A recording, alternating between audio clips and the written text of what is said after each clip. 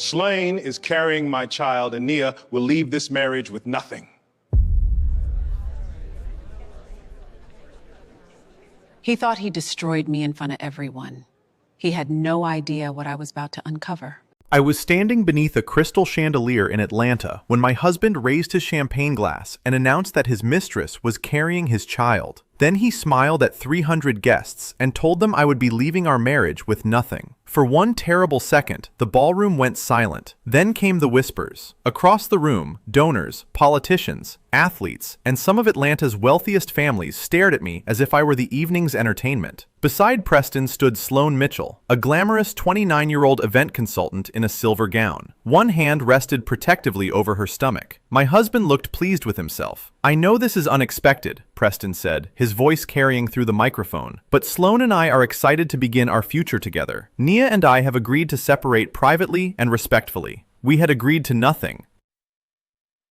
And because of the terms of our prenuptial agreement," he continued, "the Carter family businesses, our Buckhead home, and the Carter Hope Foundation will remain under my control. My name is Dr. Nia Carter. I was 42 years old, a forensic accountant, and the founder of the very nonprofit Preston had just claimed in front of everyone who mattered in our city. I had spent 15 years building the Carter Hope Foundation from a rented office above a hair salon into a respected organization that provided scholarships, legal assistance, and business training to women rebuilding their lives after financial abuse. I had also spent 14 years believing my marriage was built on partnership. Apparently, Preston had spent at least part of that time preparing my public execution. Every instinct in my body screamed at me to run. Instead, I set down my untouched champagne and walked toward the stage. Preston's smile faltered. I took the microphone from his hand.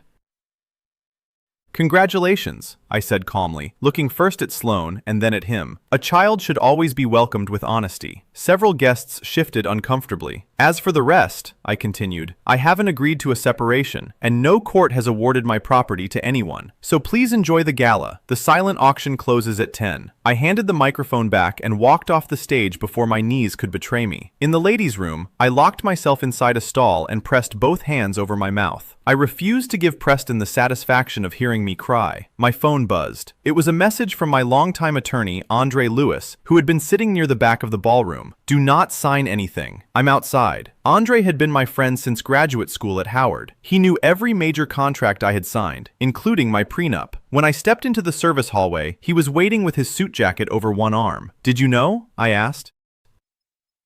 "About the affair? No. About the paperwork? Something felt wrong." He handed me a folder. Inside was a copy of an amended prenuptial agreement dated 6 months earlier. It said I had voluntarily surrendered my ownership interest in Carter Lewis Capital, waived claims to our marital home, and transferred control of my nonprofit's endowment to a Carter family trust. At the bottom was my signature. It looked almost perfect. Almost.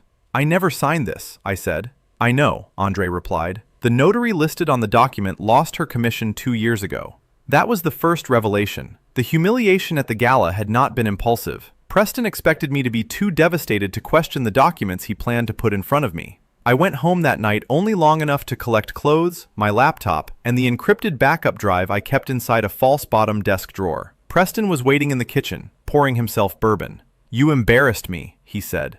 I stared at him. "You announced your mistress's pregnancy at my charity gala." "Our charity gala."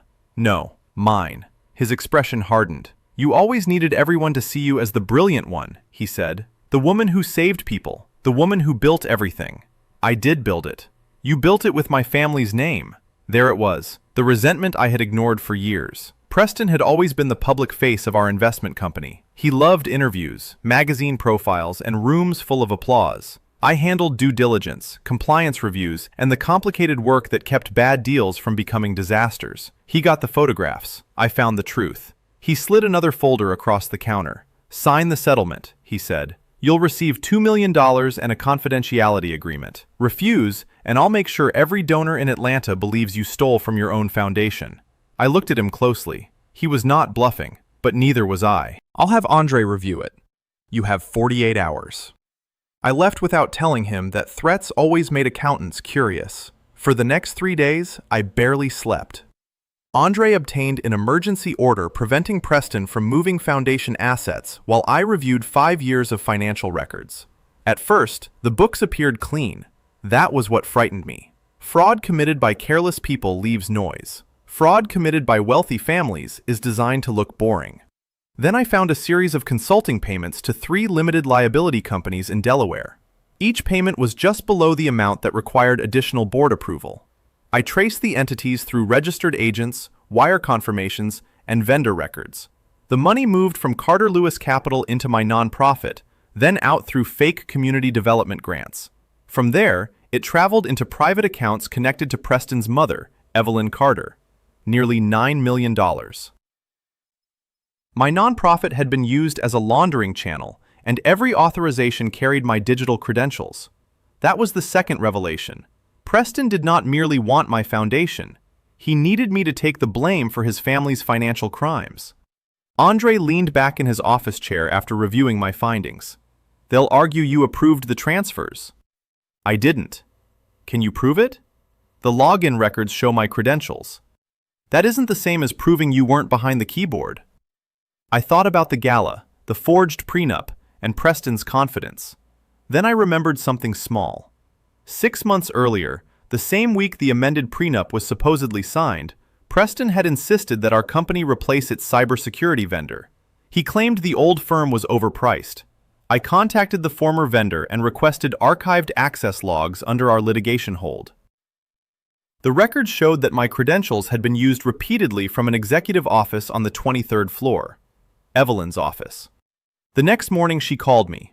"Nia," she said warmly, as though her son had not publicly destroyed our marriage. "We should talk woman to woman." We met at a private club in Midtown. Evelyn arrived wearing pearls and a cream suit, looking every inch the family matriarch. "You were never meant to be harmed," she said. "You forged my signature and routed millions through my foundation." Her eyes sharpened, but her voice remained calm. "You don't understand what was at stake. The company faced exposure from several failed investments. Preston made mistakes. I protected the family." "By framing me?" "By creating a clean separation." She placed an envelope beside my coffee. Inside was a check for $5 million. "Take it," she said. "Leave Atlanta. Let Preston keep the company and the foundation. Your reputation will remain intact." That was when I understood the third revelation. This was not only about hiding fraud. Evelyn needed me gone because of the original corporate agreement. When Preston and I launched Carter Lewis Capital, my analytical models had attracted our first major clients. In exchange, I received a 32% ownership stake and a special voting provision. If any Carter executive was accused of fraud involving charitable assets, my shares temporarily gained expanded authority until an independent investigation concluded. Evelyn had called the clause unnecessary. I had insisted on it. With proof of financial misconduct, I had the power to remove Preston and Evelyn from leadership. I pushed the check back toward her. "You should have read the agreement more carefully." For the first time, Evelyn looked afraid. That evening, Sloan called me from an unknown number. "I need to see you," she whispered. "Preston can't know."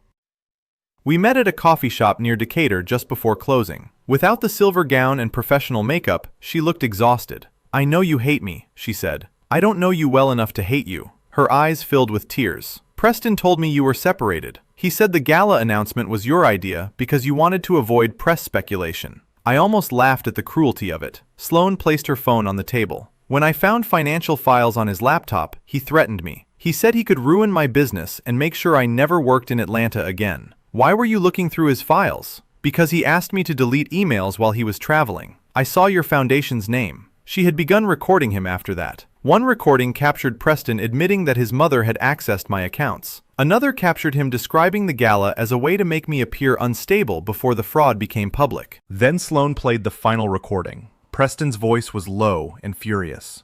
"I don't care whose baby it is. You'll say it's mine until Nia signs." I stared at Sloan. She looked down at her hands. "The baby isn't Preston's," she said. "I was already pregnant when we started sleeping together. The father is my former fiancé. Preston found out and decided the pregnancy would make the announcement more convincing.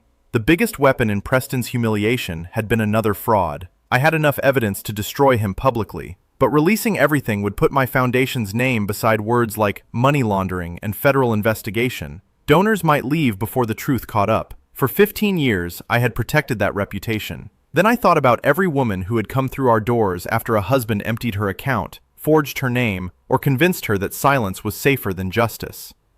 I could not build a foundation around courage and choose fear for myself. 3 days later, I called an emergency board meeting. Preston arrived with 2 attorneys. Evelyn sat beside him, composed but pale. Andre stood behind my chair. Sloane joined by secure video. I presented the forged prenup, access logs, wire records, shell company documents, and audio recordings one by one. Preston interrupted twice. The board chair silenced him both times. When the final recording ended, nobody spoke. I exercised the authority granted by my original ownership agreement. The board voted to remove Preston as chief executive and Evelyn as chairwoman pending federal investigation. The vote was unanimous. The divorce took 11 months. The criminal case took longer. Preston eventually pleaded guilty to wire fraud, conspiracy, and identity theft. Evelyn accepted a separate plea agreement after investigators traced additional accounts overseas. Sloane testified and entered a civil settlement that allowed her to rebuild her event planning business. She returned to her former fiancé, who chose to be involved in their daughter's life. We never became friends, but I stopped seeing her as the woman who stole my husband. Preston had used both of us. The original prenup remained valid. I kept my ownership stake, my foundation, and the Buckhead house. I sold the house. Then I purchased the abandoned Carter family mansion outside the city at a court-approved asset auction. The same property Evelyn once used for private dinners and political fundraisers became the Carter Center for Women in Business. We built offices, classrooms, a childcare suite, and a legal clinic. On opening day, more than 200 black women walked through those doors carrying business plans, resumes, and ideas they had once been told were too ambitious. A year later, I stood outside federal court as Preston emerged without the fortune he had tried to steal from me. Reporters shouted questions while he kept his eyes on the pavement. He looked smaller than I remembered. I did not feel victorious because he had lost everything. I felt victorious because I had not lost myself. That night, I returned to the center and found the crystal chandelier from the old mansion glowing above the main hall. Beneath it, women were exchanging business cards, laughing, and making plans. The last time I had stood under a chandelier, my husband had tried to erase me in front of 300 people. This time, I stood beneath one surrounded by everything I had protected, rebuilt, and made stronger. And nobody in that room needed Preston Carter's name to know who I was.